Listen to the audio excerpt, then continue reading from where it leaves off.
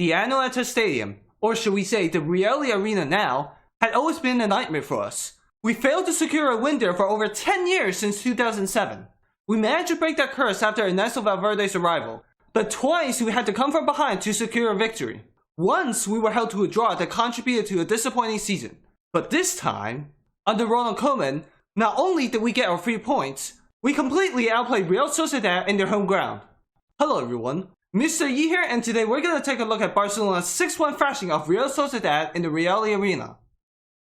Koeman once again opted to stick with the same starting 11 as our previous match against Huesca. When I saw this lineup, I was quite worried due to how Huesca managed to trouble us 6 days ago. But on the other hand, Real Sociedad isn't a team that tends to give up possession to catch their opponents on the counter. They also like to dominate possession whilst being the 4th highest scoring team in La Liga. This means we can expect a much more open game than some of our previous encounters. Real Sociedad's biggest absence was no doubt Manchester City legend David Silva. Imanol Alguacil quite surprisingly fielded a 3-4-3 formation as a response to our 3-4-2-1 formation, but Real Sociedad's wingbacks were completely outclassed by Alba and Dest in this match. They were pinned deep into their own half and provided little support to their front three with just 1 key pass and 1 dribble, whilst Alba and Dest contributed 2 goals, 5 key passes and 4 dribbles altogether. And combined with our high pressing, Sociedad were unable to get into their usual short passing rhythm. They were forced to rely more on long balls or Isaac's individual skill to trouble our defense.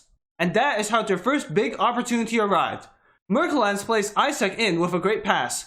The latter was able to shake off De Jong before launching a shot towards Ter Stegen, who saved the effort with a splendid save. Having already lost the battle in the wide areas, Sociedad's midfield is only left of Merino and Guevara for the majority of the time.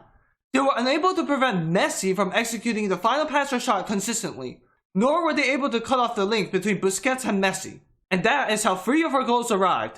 In the 37th minute, Busquets found Messi with an inch-perfect pass, who then sets the ball for Alba to cross it low into the box. Although the keeper saved the initial shot, Griezmann was able to capitalize on the rebound. And just 6 minutes later, Busquets once again found Messi with a sublime pass, allowing the Argentine to help Serginho Dest score his first goal in La Liga. Real Sociedad's most dangerous player in the match was probably Isaac. Right after the second half started, the Swedish forward once again breached our right-hand side defense to deliver a dangerous pass. But the only player who got to the ball was our player Jordi Alba. Take a close look at once again how many players we had back defending compared to the amount of Sociedad players in the attack. Now take a look at how many players we had around the Sociedad penalty area compared to the amount of Sociedad players that track back in time. Our third goal was another reflection of how incompetent the Sociedad wingbacks were at protecting their flanks. Alba shakes off Gorosebo as if he didn't exist to deliver another cross into the box. Although Merkelans was first to get to the ball, but Dest also arrived at the same time to deflect the ball into the net. And that was game over for Real Sociedad. The 4th goal once again showed how great Busquets is when he's given sufficient time and space to impact the game. Busquets finds Messi with an inch-perfect pass, allowing the latter to loft the ball over the keeper to score his 28th goal of the season. Busquets unfortunately has been receiving plenty of criticism over the past couple of years, especially towards his inability to provide adequate protection for a vulnerable backline.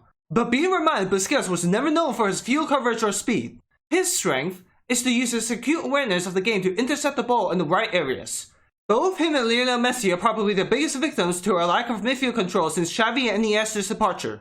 But ever since Koeman adopted to his back three system, we once again saw a Sergio Busquets that is enjoying his football. As long as we can consistently relieve a good amount of his defensive responsibilities, Busquets will continue to remain as an irreplaceable piece in our squad.